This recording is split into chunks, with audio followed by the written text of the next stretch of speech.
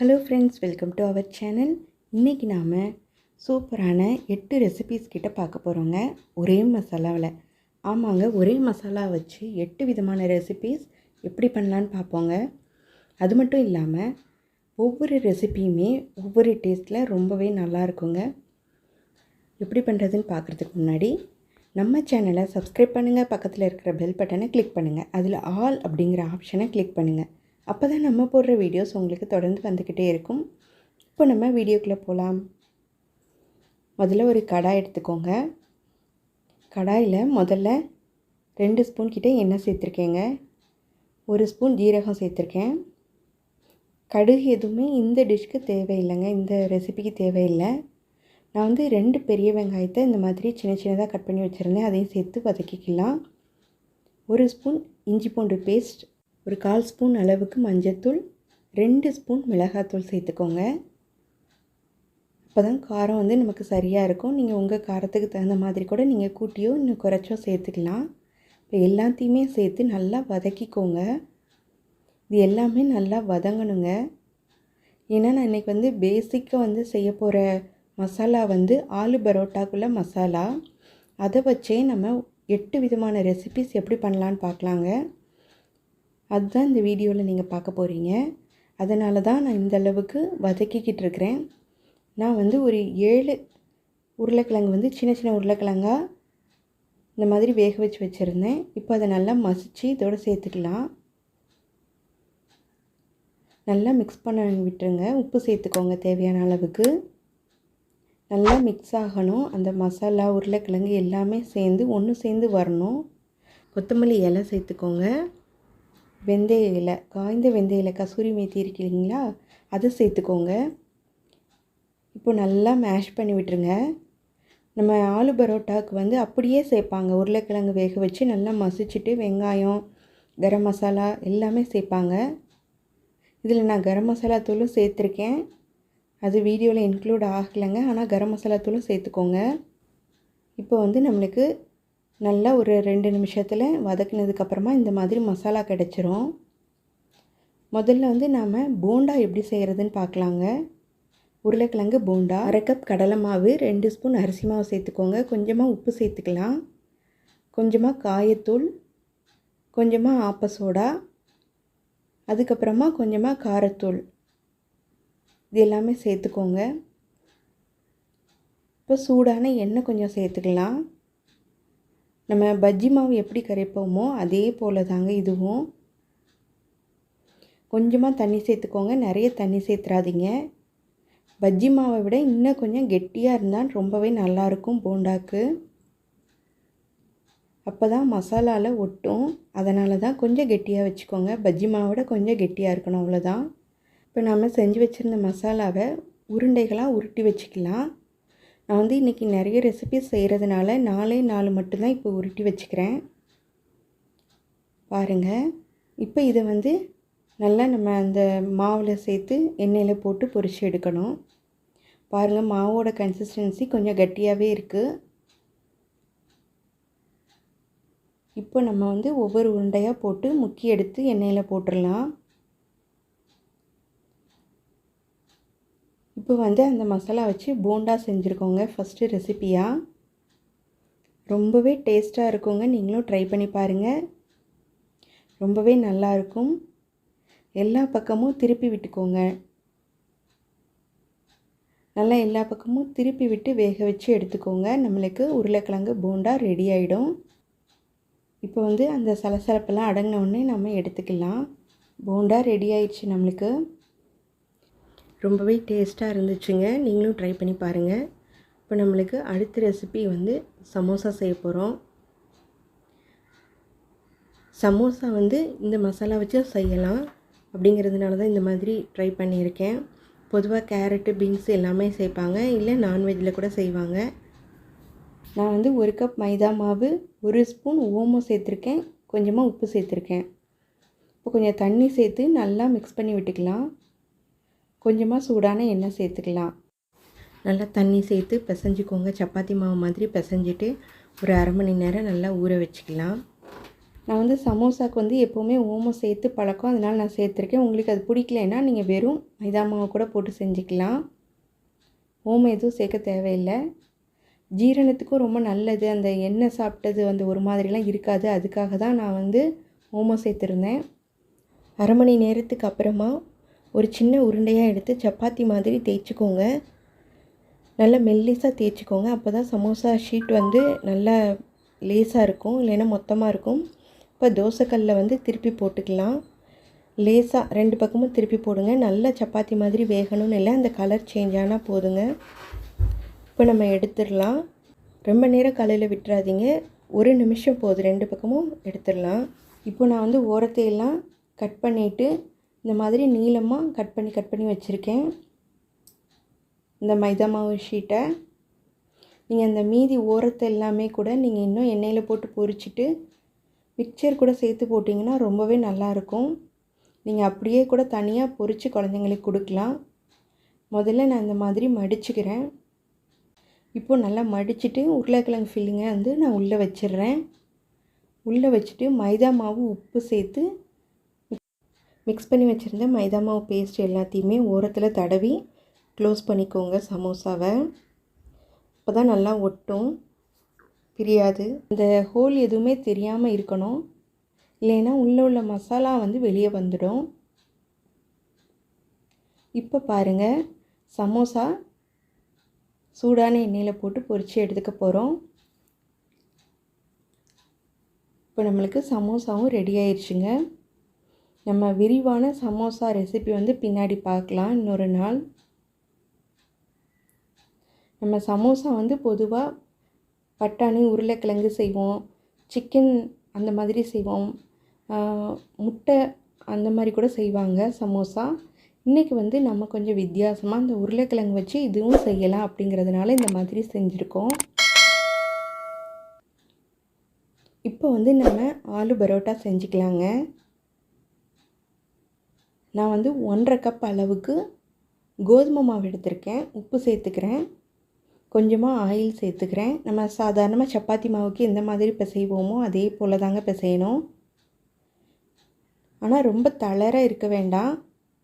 கொஞ்சம் கெட்டியாக இருந்துச்சுன்னா கொஞ்சம் அந்த நம்ம மாவெல்லாம் வச்சு உள்ள ஃபில்லிங் வச்சு தேய்க்கும்போது ஈஸியாக இருக்கும். ரொம்ப தளர இருந்ததுன்னா நமக்கு அந்தளவுக்கு உள்ள ஃபில்லிங் வச்சு தேய்க்கும்போது கொஞ்சம் கஷ்டமாக இருக்கும். நான் வந்து சப்பாத்தி மாவு எப்போவுமே இப்படி தாங்க பிசைவேன். நல்லா இந்த மாதிரி செஞ்சுட்டு மடக்கி நம்ம பிசையும் போது நல்ல சாஃப்டாக வருங்க சப்பாத்தி. கொஞ்ச நேரம் அப்படியே ஊற வச்சிடலாம். மேலே எண்ணெய் தடவிட்டு கூட அப்படியே மூடி போட்டு ஊற வச்சிடலாம். நான் ஒரு அரை மணி நேரத்துக்கு அப்புறம் சின்ன சப்பாத்தியாக இட்டுக்கிறேன். பாருங்கள், இந்த அளவுக்கு உருட்டிட்டு உள்ளே வந்து ஒரு ஃபில்லிங் வச்சுக்கலாம். ஒரு உருண்டை உருட்டிட்டு அந்த உருளைக்கிழங்கு ஃபில்லிங் வச்சுக்கலாம். இப்போ எக்ஸஸாக இருக்கிற மாவை எடுத்துடலாம். நம்ம பாருங்கள், இந்த அளவுக்கு வச்சுக்கோங்க. நம்ம பின்னாடி வந்து அந்த எக்ஸஸாக இருக்க மாவு எல்லாமே வச்சு உள்ளே மூடிட்டோம். இப்போ வந்து நம்ம சப்பாத்தி மாதிரி நல்லா தேய்ச்சிக்க போகிறோம். பொதுவாக மொத்தமாகவும் இருக்கும் சப்பாத்தி ஆலு பரோட்டா. சில இடத்துல நல்லாவே தின்னாக கிடைக்கும், அந்த மாதிரியும் செஞ்சுக்கலாம். உங்களுக்கு எப்படி பிடிச்சிருக்கோ அந்த மாதிரி செஞ்சுக்கோங்க. ரொம்ப திக்கானாலும் உருட்டிக்கோங்க, கொஞ்சம் தின்னானாலும் உருட்டிக்கோங்க. அந்த உள்ள ஃபில்லிங் வந்து வெளியே வராமல் உருட்டணும், அவ்வளோதாங்க. உங்களுக்கு எப்படி பிடிச்சிருக்கோ அந்த மாதிரி உருட்டிக்கலாம். ரொம்பவே ஈஸியாக வந்துடும். முதல்ல உருட்டும் போது கொஞ்சம் கஷ்டமாக இருக்கிற மாதிரி இருக்கும் உள்ள ஃபில்லிங் இருக்கிறது. அதுக்கப்புறம் ரொம்பவே ஈஸியாக வந்துடும். ரொம்பவே டேஸ்ட்டாக இருக்குங்க ஆலு பரோட்டா. இப்போது 2 பக்கமும் கல்லில் போட்டு எடுத்துக்க போகிறோம். ஆலு பரோட்டாவும் தனியாகவே ஒரு ரெசிபி நம்ம வந்து போடலாங்க. சப்பாத்திக்கு எப்போவுமே ரொம்ப அந்த சிம்மில் வச்சு செய்யக்கூடாது, இல்லைன்னா அட்டை மாதிரி ஆகிடும். கொஞ்சம் தீ வந்து ரொம்ப ஹையாகவும் இருக்கக்கூடாது, ரொம்ப லோவாகவும் இருக்கக்கூடாது. பாருங்கள், இப்போ நெய்யெல்லாம் 2 பக்கமும் தடவி நம்ம எடுத்துட்டோம். இல்லை நீங்கள் ஆயில் கூட 2 பக்கமும் தடவி எடுத்துக்கலாம், நெய் தான் தடவணும்னு இல்லை. இப்போ நம்மளுக்கு ஆலு பரோட்டா ரெடி ஆயிடுச்சுங்க. ரொம்பவே டேஸ்ட்டாக இருக்கும். பாருங்கள் எவ்வளோ சாஃப்டாக இருக்குன்னு. உள்ள ஃபில்லிங் எல்லா இடத்துலையுமே பட்டிருக்குங்க. அதுதான் ஆலு பரோட்டா வந்து கரெக்டாக அந்த பண்ணணும். நம்ம ஒரு இடத்துல மட்டும் அந்த மசாலா வர்ற மாதிரி பண்ணக்கூடாது. இப்போ வந்து நம்ம இட்லி தோசை, மசாலா இட்லி மசாலா தோசை எப்படி பண்ணுறதுன்னு பார்க்கலாங்க. இப்போ நாம் வந்து ஒரு இட்லி பாத்திரத்தை வச்சுருக்கோம். இப்போ நான் வந்து தட்டில் எண்ணெய் தடவிருக்கேன். இட்லி தட்டில் முதல்ல கொஞ்சமாக இட்லி மாவு சேர்த்துக்கலாம். அதுக்கு மேலேயே உருண்டையாக உருட்டி இந்த ஃபில்லிங் வைக்கலாம். உருளைக்கிழங்கு மசாலா ஃபில்லிங்கை வச்சுட்டு இன்னும் கொஞ்சம் மேலே மாவு சேர்த்துக்கோங்க. இந்த மாதிரி எல்லா இட்லியுமே ஊற்றி எடுத்துருங்க. உள்ளே ஃபில்லிங் வச்சு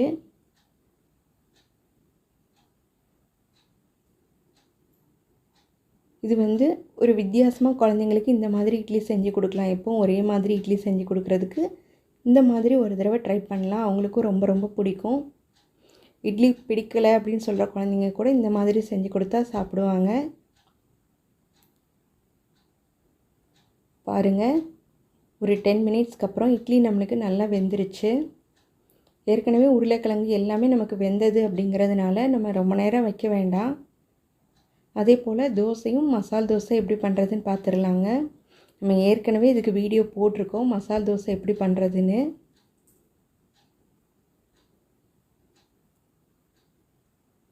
ஷார்ட்ஸில் தாங்க போட்டோம், அதனால் ஃபுல் டீட்டெயில் வீடியோ இருக்காது மசாலா பண்ணுறது. அதுக்கு வந்து இன்னும் கொஞ்சம் வேறு மாதிரி மசாலாலாம் பண்ணலாம். நம்ம இன்றைக்கி வந்து இந்த மசாலா வச்சும் இத்தனை டிஷ் பண்ணலாம் அப்படிங்கிறதுனால தான் இன்றைக்கி இதையும் இன்க்ளூட் பண்ணியிருக்கேன். நீங்கள் பூரி உருளைக்கிழங்கு அந்த இது மிச்சமாக இருந்தால் கூட அதை கூட நீங்கள் தோசைக்கு வச்சு மசால் தோசை அந்த மாதிரி செஞ்சு கொடுக்கலாம் குழந்தைங்களுக்கு. அதுவுமே ரொம்பவே டேஸ்ட்டாக இருக்கும். இப்போ நமக்கு மசால் தோசையும் ரெடி ஆயிடுச்சுங்க. ரொம்பவே சூப்பராக தோசை இட்லி ரெண்டுமே மசால் தோசை செஞ்சிட்டோம், மசாலா இட்லி செஞ்சிட்டோம். இந்த மசாலா வச்சு இவ்வளோ விஷயம் பண்ண முடியும் அப்படிங்கிறதுனால தாங்க இந்த வீடியோவை ஃபுல்லாக பாருங்கள். இன்னும் வேறு இதில் வச்சு இந்த மசாலா வச்சு உங்களுக்கு இன்னும் வேறு விதமான ரெசிபிஸ் தெரிஞ்சிச்சுன்னா கீழே கமெண்ட்டில் ஷேர் பண்ணுங்கள் ப்ளீஸ். ஃப்ரெண்ட்ஸ், அடுத்து நாம் பார்க்க போகிறது கட்லெட்டும் நம்ம சேனலில் ஏற்கனவே வீடியோ அப்லோட் பண்ணிட்டதுனால நான் டீட்டெயிலாக காமிக்கல. வீடியோ வந்து ரொம்ப லென்த்தாக போயிடும் அப்படின்றதுனால நம்ம கட்லெட்டும் இதை மாதிரி செஞ்சுக்கலாம். நான் வேறு எதுவுமே சேர்க்கல, இதே மசாலா வச்சு தாங்க செஞ்சுருக்கேன். கேரட்டு பீன்ஸு எதுவுமே சேர்க்கல, இந்த மசாலா வச்சே தான் கட்லெட் செஞ்சுருக்கேன். நான் அந்த வீடியோவோட லிங்க் வந்து கீழே டிஸ்கிரிப்ஷன் பாக்ஸில் கொடுக்குறேன், ப்ளீஸ் செக் பண்ணிக்கோங்க ஃப்ரெண்ட்ஸ். மசாலா மட்டும் இதே மசாலா வச்சு மைதா மாவில் கோட் பண்ணிவிட்டு ப்ரெட் க்ரம்ஸில் கோட் பண்ணி இது பண்ணியிருக்கேன். கட்லெட்டு ரொம்பவே டேஸ்ட்டாக இருந்துச்சுங்க, ரொம்ப ரொம்ப நல்லா இருந்தது. பாருங்கள், நான் உள்ளே வந்து வேறு எந்த மசாலாவும் வைக்கல, இதே மசாலா வச்சு தாங்க செஞ்சுருக்கேன். உங்களுக்கு எடுக்கும்போது தெரியும்னு நினைக்கிறேன், பிக்கும்போது. அடுத்தது வந்து மோமோஸ் வந்து அப்படியே நம்ம வேறு மாதிரி செய்வோம். மோமோஸும் எப்படி பண்ணுறது நம்ம வீடியோவில் ஏற்கனவே போட்டிருக்கோம் வீடியோலாம். இது வந்து ஃப்ரைடு மோமோஸ்.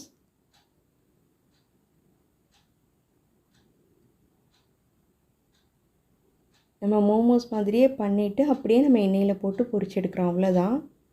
மோமோஸ்னால் பொதுவாக எப்பயுமே உள்ள சிக்கன் இல்லைன்னா முட்டைக்கோஸ் வச்சு ஒரு ஃபில்லிங் பண்ணுவாங்க. இன்றைக்கி நாம் இந்த மசாலா வச்சு பண்ணியிருக்கோம், அவ்வளோதாங்க வித்தியாசம்.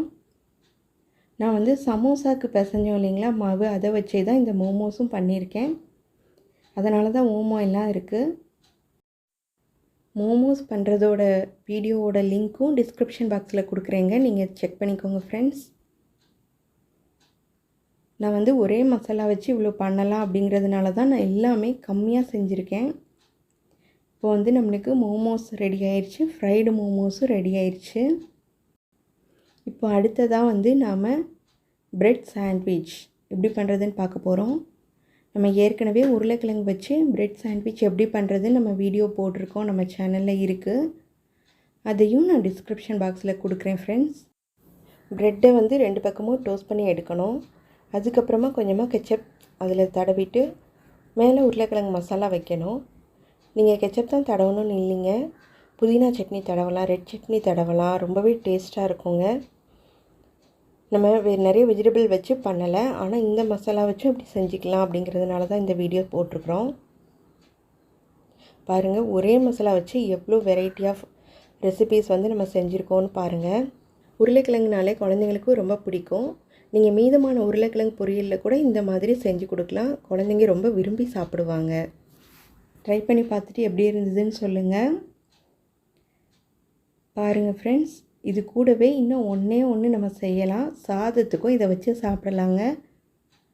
நம்ம சைடிஷ் மாதிரி ரசம் இல்லை சாம்பார் எதுக்கு வேணாலும் இதே மசாலாவை வச்சு கூட சாப்பிடலாம். அதுவுமே டேஸ்ட்டாக தாங்க இருக்கும். ஏதாவது ஒரு ரெசிபி செஞ்சால் கூட நம்மளுக்கு கமெண்ட் பண்ணுங்கள் ஃப்ரெண்ட்ஸ்.